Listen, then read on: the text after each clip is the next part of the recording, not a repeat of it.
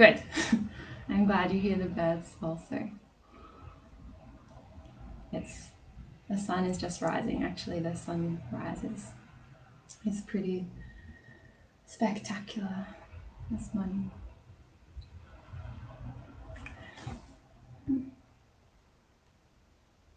Hi, Mark. Thank you. I'll just wait a couple more moments.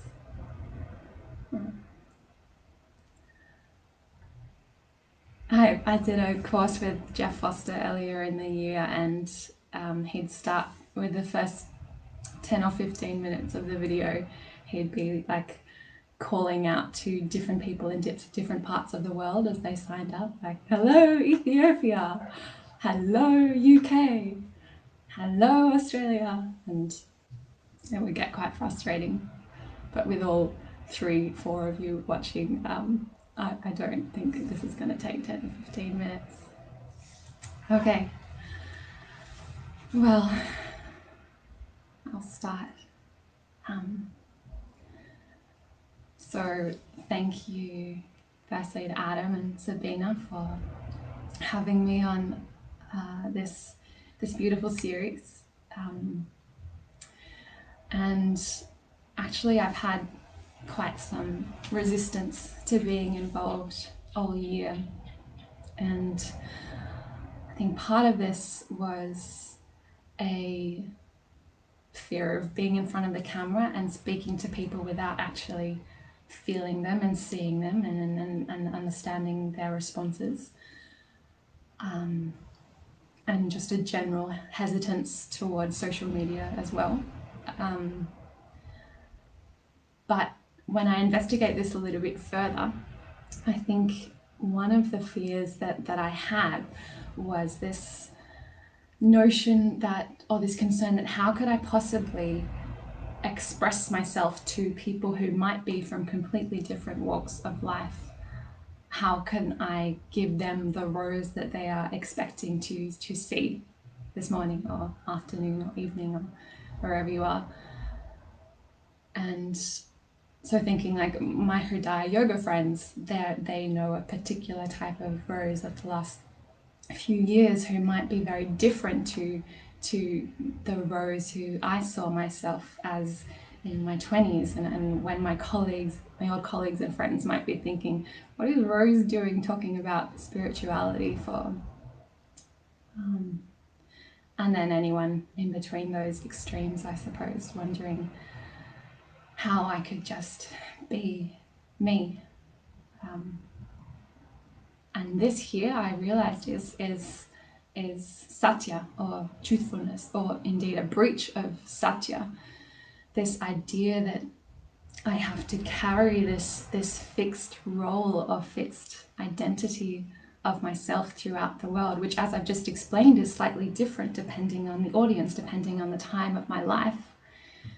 And so Satya, this practice of truthfulness, is about dropping this idea that I have this identity that is fixed, that is Rose, and I must live up to that identity at all times, and rather just being who I am in the aliveness, in the freshness of this moment. So it's from that place, this now place, that I will share to you about Satya, about truthfulness. So there might be some people who are watching who aren't familiar with yoga philosophy, so I thought I'd start with just a very, very, very quick yoga philosophy 101 to get you up to speed. So yoga is an entire system of living, a way of existing that is aimed at helping us reveal our true essence. And yoga consists of 8 limbs, or 8 components, all of which are mutually supportive. And one of those limbs is the physical practice, which more people in the West are familiar with. But it's just one of the components, and the first 2 components are called the yamas and niyamas, which refer to a set of ethical or moral guidelines, codes, ways of living, ways of operating in the world, ways of treating yourself. Now, any and all spiritual religious traditions have some sort of set of ethical guidelines, and unanimously truthfulness features. Christianity, thou shalt not tell lies, for example. And in yoga, it's the second principle, which in itself denotes its importance. It's second after the principle of ahimsa, or non-violence. And what touched me about the way that these ethical guidelines are introduced in yoga is the idea that it is our true nature, it is innate in us to be truthful, to be kind, to be non-violent, to be in a place of contentment. So when we're practicing these ethical guidelines, we're actually just allowing ourselves to express from a place of absolute authenticity, allowing ourselves to drop all of the masks that prevent us from being truthful, from being kind, and let this just spring forth from a place of naturalness. And then the other part of the way that these guidelines are introduced in yoga, and especially at Hridaya Yoga, is the idea that by following these guidelines, our lives are enriched. Our everyday life becomes more free, more happy, more joyful, more loving. And so again, this is how I'd like to talk about Satya this morning, from this place that actually it's entirely natural for us to be truthful, and by being truthful we are reinforcing that naturalness. So I'm going to speak about truthfulness from two perspectives: the idea of absolute truth and the idea of relative truth as well, and I'll explain a little bit more what I mean about this distinction. So for absolute truth, now in my early 20s, I was very much wrapped up in this kind of postmodern view of the world. This idea that there is no absolute truth, that everything is essentially meaningless, fragmented, disconnected. And this brought about a certain way of operating or existing in the world, a kind of carelessness, I suppose we could say. And it also comes from the perspective that, I can't remember his name, is it Lester Ren Levinson? Maybe someone from Hridaya will remind me, that he says that without a core unifying principle, we are essentially a set of alien individuals struggling for survival, satisfaction, and significance. And this kind of leaves a dirty taste in your mouth. We're just alien individuals struggling for survival, satisfaction, and significance. Anyway, as I continued on my way in my 20s, this worldview stopped resonating so much, or I started getting glimpses of something else. And this would come in different forms. For example, I'd be on my morning run, and on the way home I would just have this longing to go and sit on a rock overlooking the ocean, and just being with myself, being with stillness. Or sometimes I'd be out with my friends having a good time, but then having this desperate longing just to get away, to go and be with myself, be with authenticity, drop all the bullshit. I'm going to come to bullshit soon. And then other times I'd be contemplating, what is it about music that makes my heart soar, that sets my soul alive? Or what is love? Just all of these questions relating to an intuition that I had, that there is something deeper. So when I got to Hridaya Yoga Mexico, I was given this incredibly comprehensive set of principles, set of guidelines, ways of understanding the world, set of tools to help me investigate for myself what it was that I was having this intuition of, what this depth actually could be, how I could learn to taste this depth and live from this place of depth. And I'm not going to now talk about the Hridaya metaphysical principles of yoga, because as my Hridaya friends know, this is a long lecture.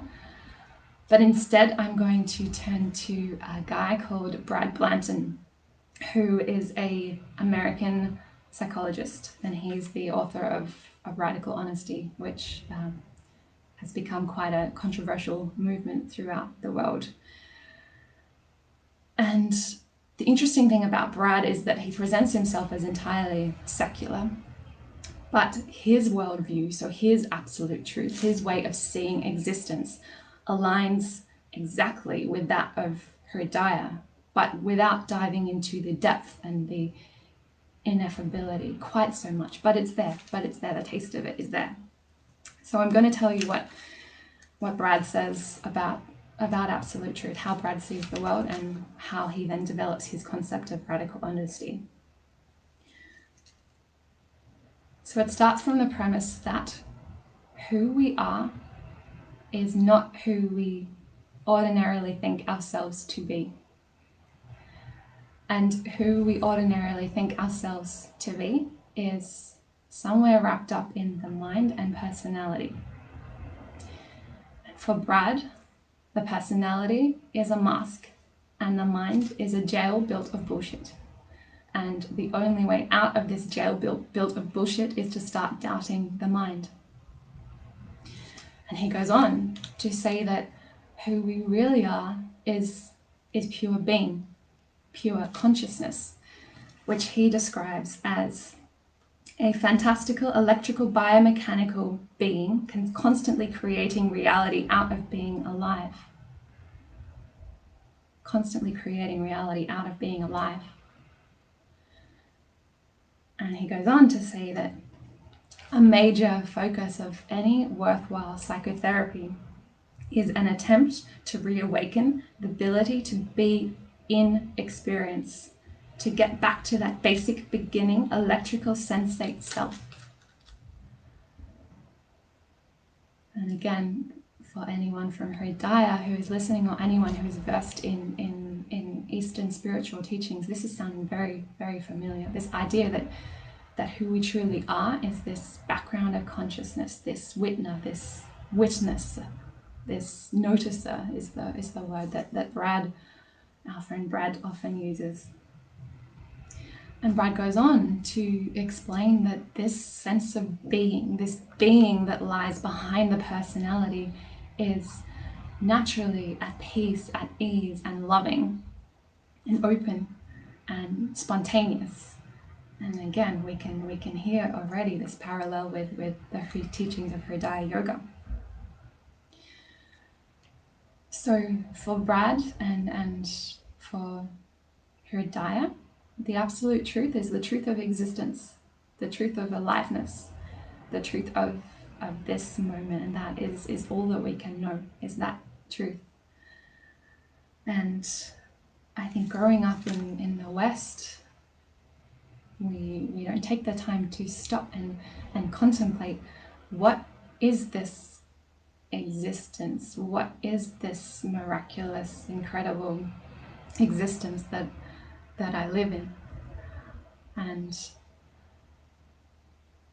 I think it's Alan Watts who posed this this approach of, we have two options in this lifetime. We can either choose to see the world as entirely meaningless,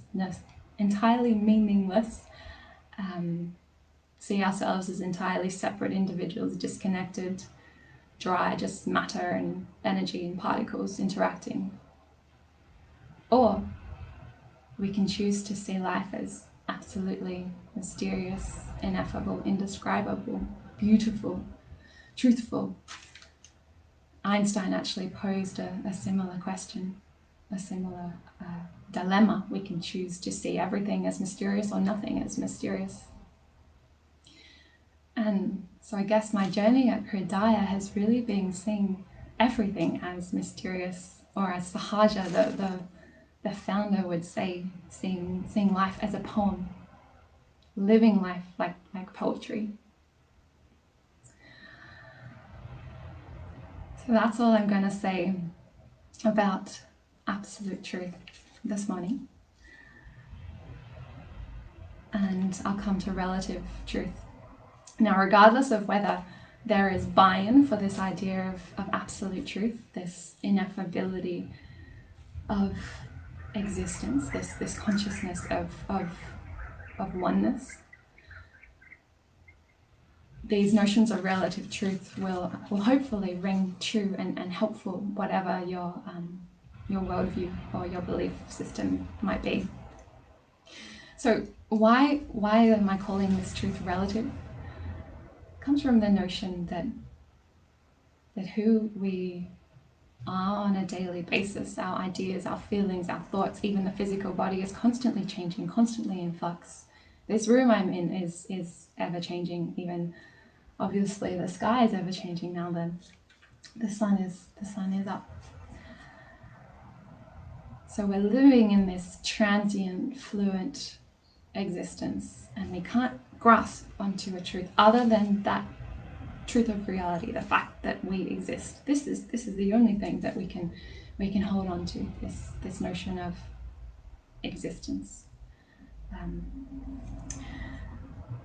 And this is where I'm going to start to talk about chicken shit, bullshit, and elephant shit.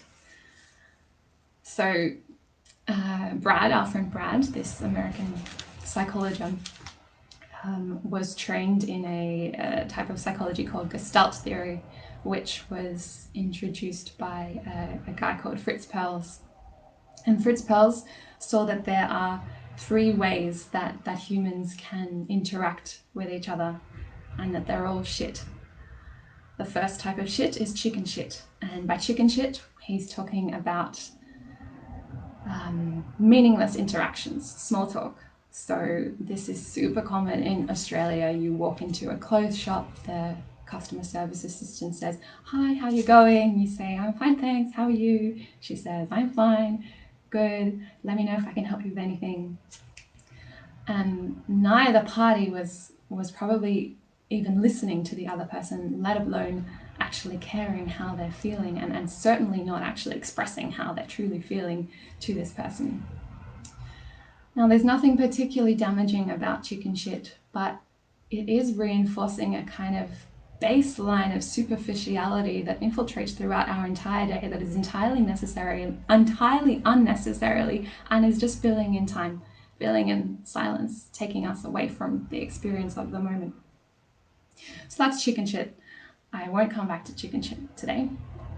Bullshit is where I'm going to focus my attention on, so I'll come back to that, because that's really referring to any other interaction or expression based on any kind of explanatory, judgmental field, which really, it's very difficult to express in language anything without some sort of evaluative notion. Even if I describe the sky outside, I'm saying, well, it looks there's a few clouds, I can still see the light, the end of the sunset, blah blah blah. But these are all just words, sunrise, sorry. These are all just words describing what is there, but and with a kind of evaluation on top. So anyway, I'll come back to this. The third type of shit is elephant shit. And elephant shit is any philosophical, spiritual discussion. So what we're having right now is elephant shit.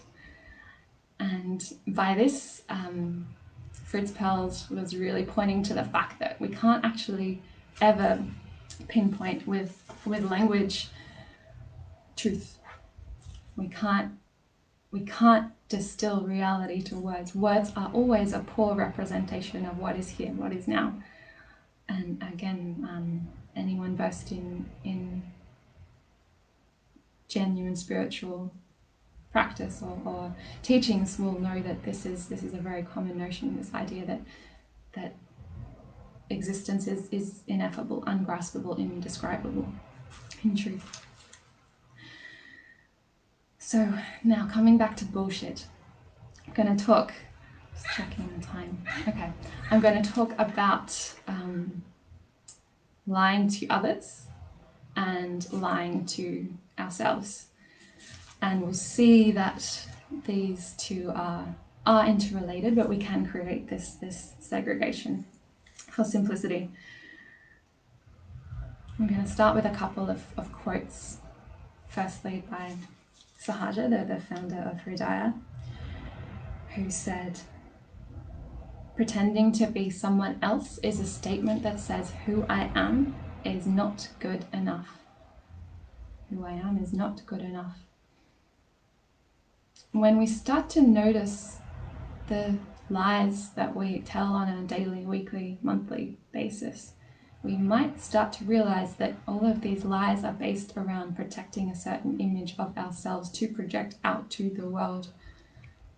Any exaggeration that we give is to give an impression of ourselves which is larger or grander or more impressive than our true selves. And so he's saying that any of these expressions or creations of images are or a rejection of yourself, a suggestion that you yourself are not enough. Another quote, coming back to Brad, our American psychologist, he says, "The concern about controlling the opinion of others and controlling ourselves kills more people than any form of environmental stress. People choke the life out of themselves protecting a certain image of themselves." And he describes this whole life as a fabrication of this constant reinforcement of an image that we have of ourselves. An interesting game, but an absolute waste of life.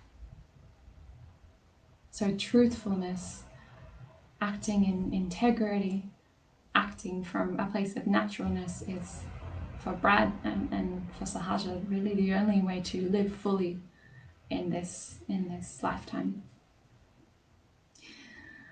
So some types of lying, I've touched on exaggeration already. Insincere praise is another one that we might often resort to. And so the invitation here is start to notice how you feel after an expression of insincere praise. Is there a kind of an ickiness, a sense of incompletion? Now this doesn't mean that we can't, for example, compliment a 3-year-old on their drawing that they've just brought home from preschool and say, "Oh, it's so colourful, I love how your use of lines here." But we're not going to tell the 3-year-old that their painting will be accepted into the Museum of Contemporary Art, for example. So again, this just takes discernment and learning to speak from the heart. Another big form of lying, a more overt or gross form, is concealing truths, hiding facts, being sneaky, deceptive. And actually, during this retreat I've just been in, I was contemplating truthfulness quite a bit, and something that kept coming up for me in my reflections was memories of this time when I was 20, when I was particularly deceitful. I was newly single. I'd been in a relationship since I was on and off since I was 15, and I realized that I quite liked male attention, and in particular I seemed to be attracted to people who were off limits. This did happen more than once, And one of those instances was the guy was he was a best friend of my ex-boyfriend, and his ex-girlfriend was in my group of friends, my girlfriends. And we realized there was an attraction there, and we started to act on this attraction. And then we realized, oh, we'd better start telling people, or they might notice, they might realize.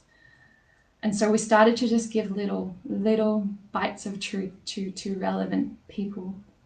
But we weren't very good at it, and we didn't compare stories, and we told different things to different people, and the whole thing blew up. And I ended up losing a few friends as a result of all of this. And in hindsight, I really think that this loss of a friendship or loss of connection, and all of the guilt also that I carried, was because of lying, because of the deceit, because of living in this kind of sneaky way.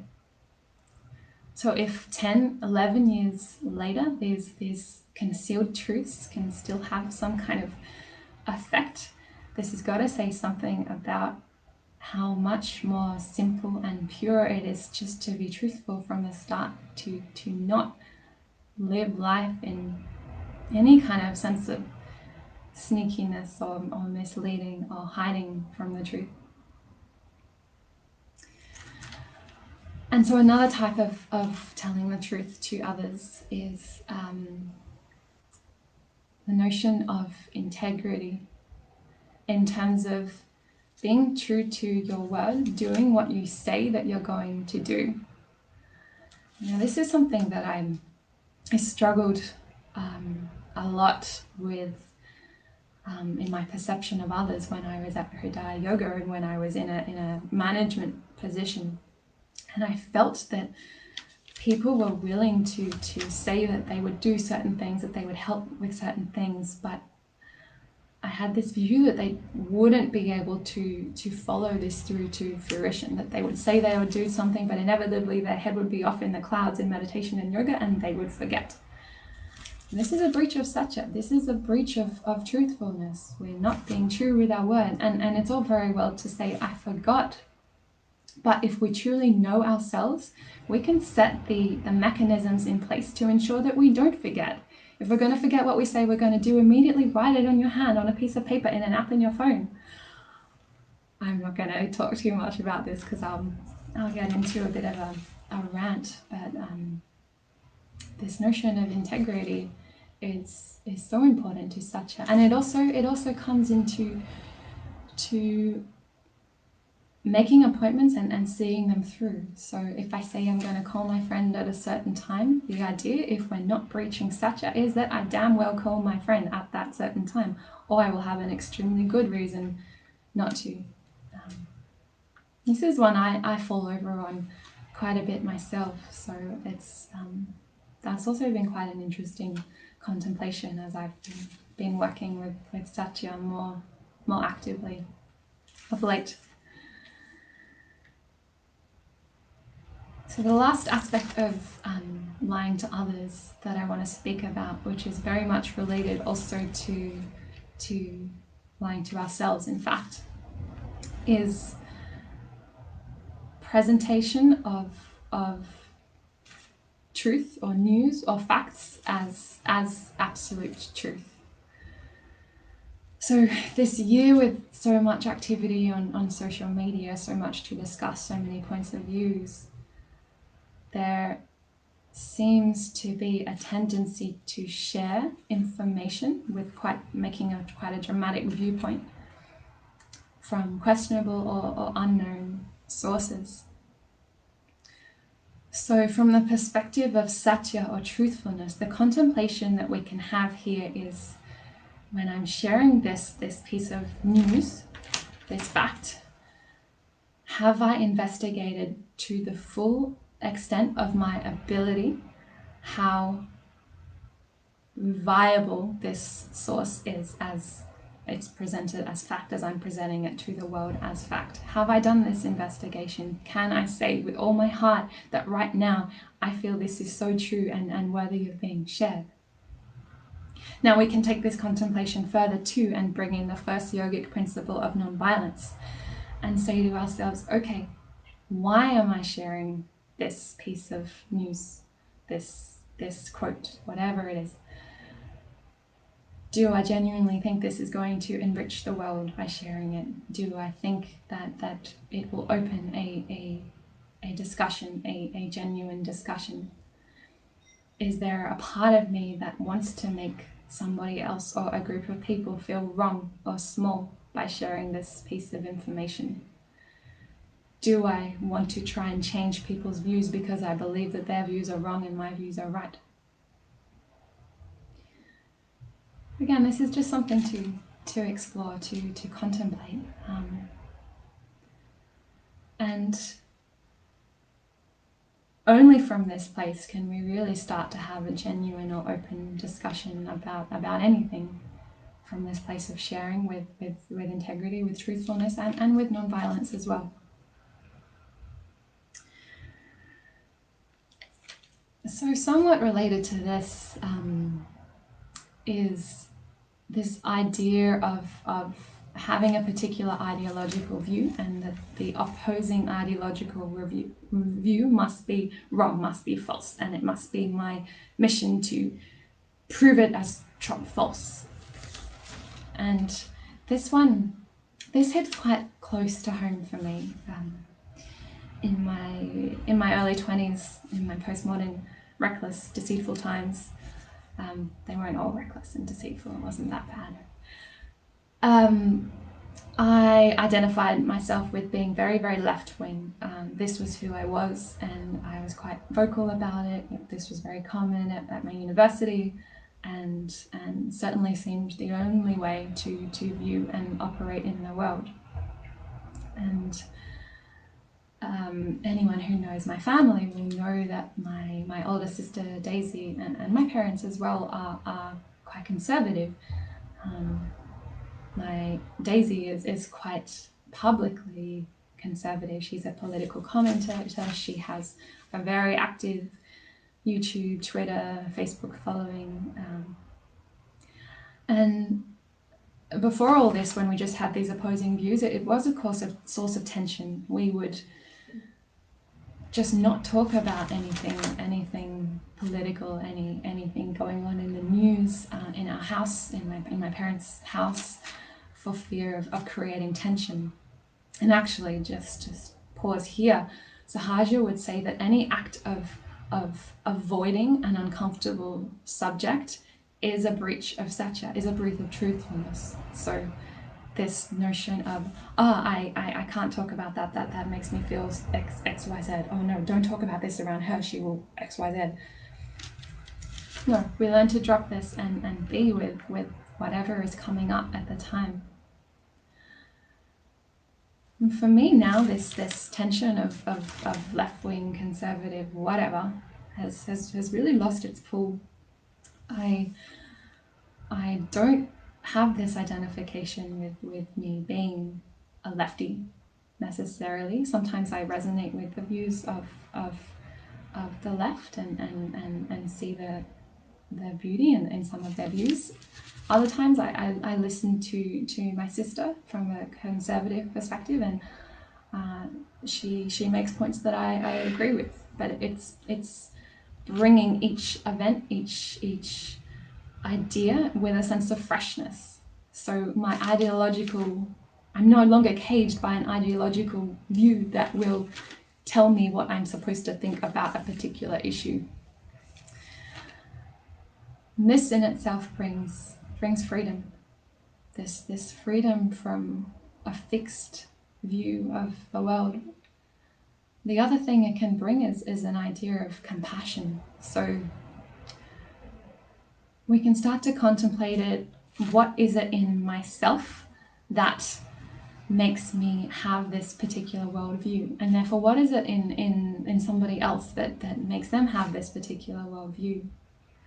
So we can look at a conservative perspective and say, okay, what might be the innate fears behind somebody having this particular view?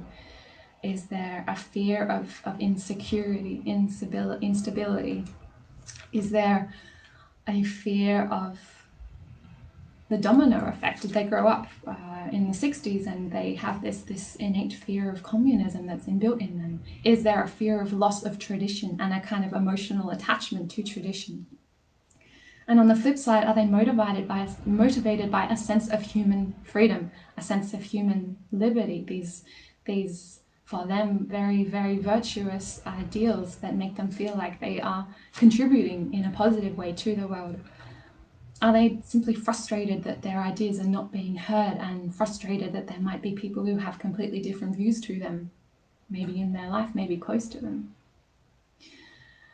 And then we can look at a left-wing perspective and say, okay, what fears are behind this? Maybe also there is a fear of insecurity. Maybe there's a deep sense of injustice, a deep concern with alleviating inequality in order to alleviate poverty, in order to alleviate suffering.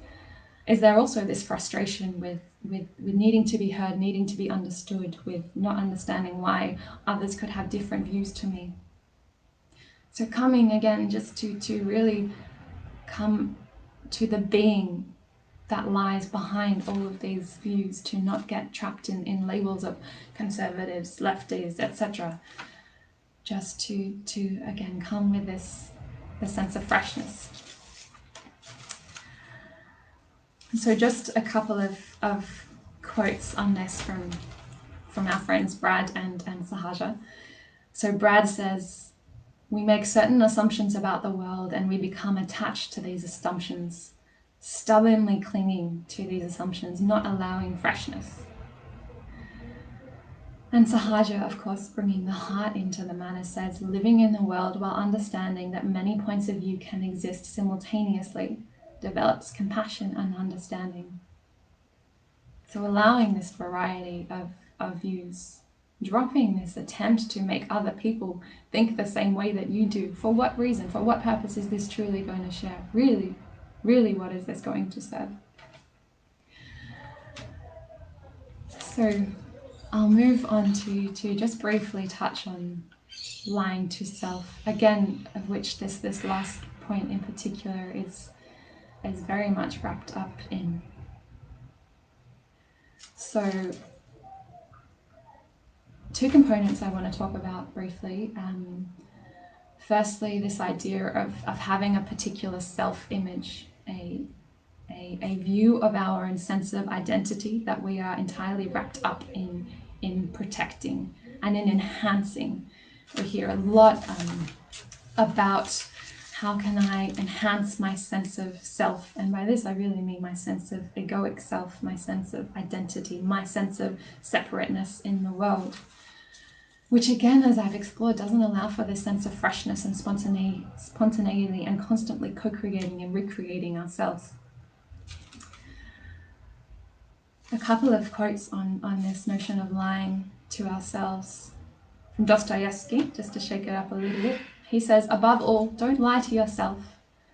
The man who lies to himself and listens to his own lie comes to a point that he cannot distinguish the truth within him or around him, so loses all respect for himself and for others. And having no respect, he ceases to love." And Pema Chodron says, "The most fundamental aggression to ourselves, the most fundamental harm we can do to ourselves is to remain ignorant by not having the courage and the respect to look at ourselves honestly and gently." So we have this fear of really diving deep and understanding what lies within, what truly lies within. And this is really where practices like meditation become so beautiful, by spending this time with ourselves, not running from ourselves, not being fearful of ourselves, being with ourselves as we are. And there's this beautiful saying by Rumi, which has been ruminating around my head these last couple of days at the end of retreat, where he says, "Close your eyes, fall in love, stay there." So being with ourselves, falling in love with ourselves, not trying to hide who we are, accepting ourselves completely as we are. And obviously, I won't go into this, but obviously all of the fabrication of social media plays into this so much, where we're trying to project a certain image of ourselves, which is inevitably so far from what is real, what is true, what is fresh in this particular moment, and that cannot be conveyed via a computer screen. Now, the other part of lying to ourselves is when we are believing our thoughts, believing our minds to be entirely true, to be us, to make all of our decisions entirely based on the thinking mind. And actually, an interesting thing that's happened to me over these last few years of spiritual practice is that any of the major decisions that I've made in my life have happened by themselves. They've arisen during or after a period of silence, or just in a period of stillness. Sahaja talks about not trying to make a decision when the pendulum of our mind or of our emotion is swinging, to wait until that pendulum has come to stillness. And when it is in this stillness, the thoughts aren't really noticeable, they're not so loud. This is when a true decision from the heart can be made.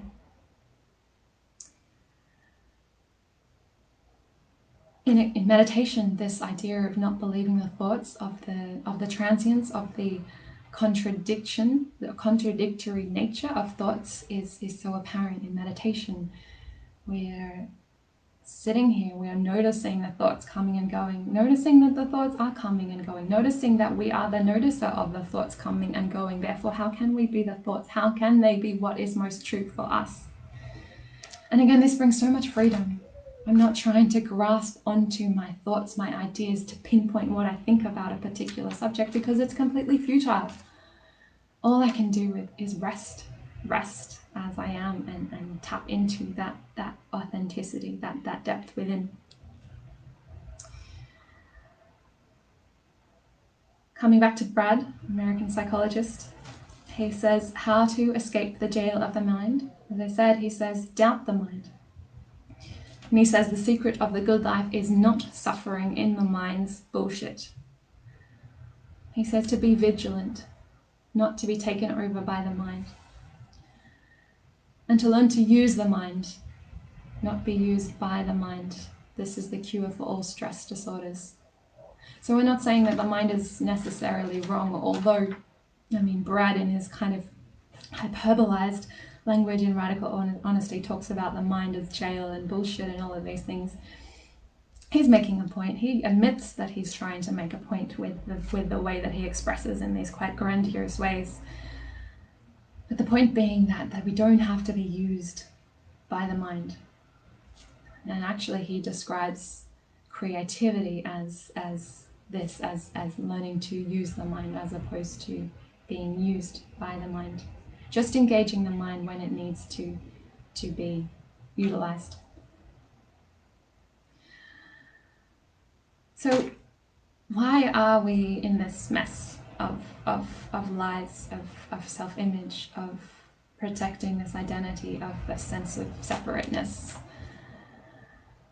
Well, I've pointed to two interesting contemplations here. Firstly, this idea of loss of childlike innocence.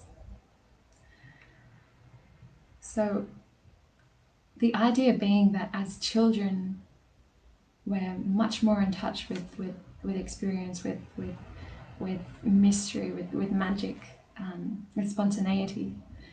And then over time, rules and customs and norms and morality and school and education and shoulds and should nots come into play, and then we get attached to building up these protective mechanisms to protect this sense of identity, this sense of self. A beautiful quote by E. Cummings. He says, "Children guessed, but only a few, and down they forgot, as up they grew." So as we grow, we forget this ineffability, this mystery, this depth, this beauty of experience. Einstein says something along the same lines. He says, the pursuit of truth and beauty are spheres of activity where we have permission to remain children our entire lives. So if we want to pursue truth, beauty, if we want to pursue happiness, which surely we all do, we need to maintain this childlike wonderment. So the other component about why we're in this mess is this notion of being disconnected from our being. And this is really what we've been speaking about this whole time, this being trapped up in the personality and the mind as opposed to resting in this sense of being.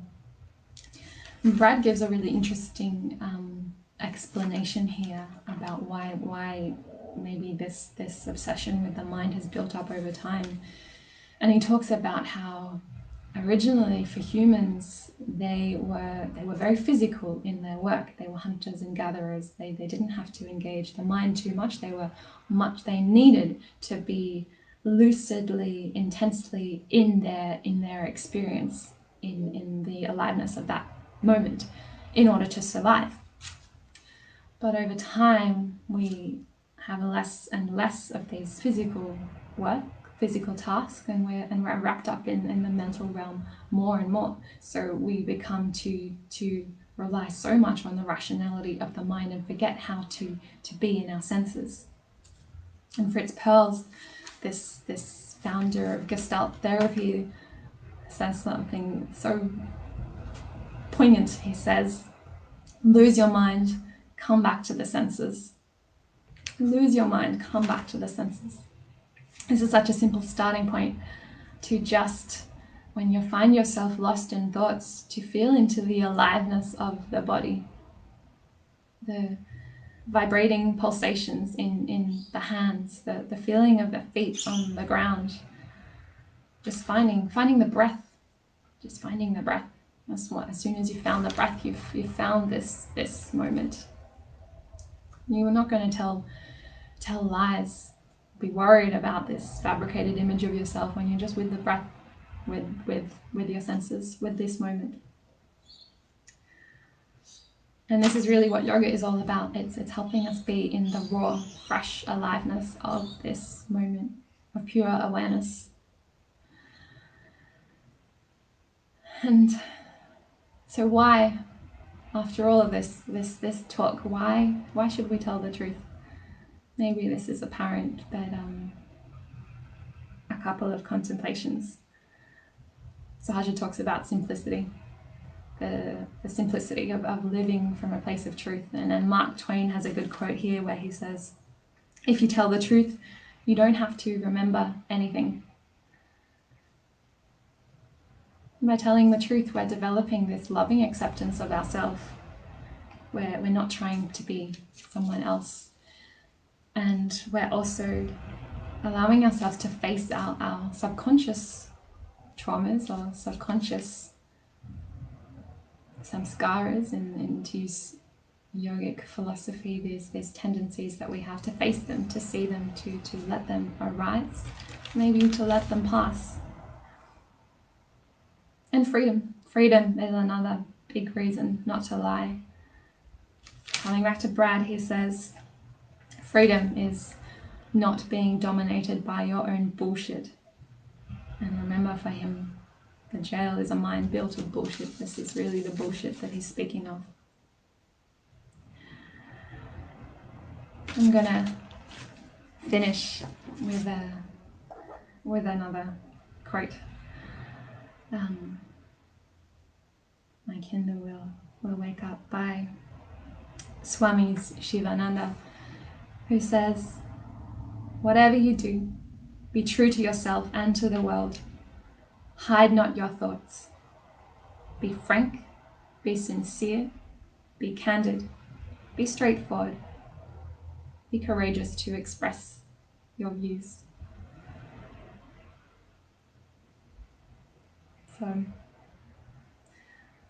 this is really all I wanted to say on Satya, on truthfulness, and it's been such a beautiful opportunity to recontemplate this and see it come up in my everyday life. And again, the invitation is, if this has sparked any interest, try to contemplate this in your own life. Take a day or take a week. Maybe start with a day and take note of each time you tell a lie, tell an exaggeration, or exaggerate or conceal something, and consider what it is that motivates that lie. Why did you lie? What are you protecting, really? And just practicing this, being honest with ourselves and allowing that authenticity to shine through. So, just gonna scroll down here. Hi Sabina, hi Ludus, hi Stephen. Oh, I miss you too. Sending you lots of love in Mazante as well. If anyone has any questions, let me know. Otherwise, I'll finish off.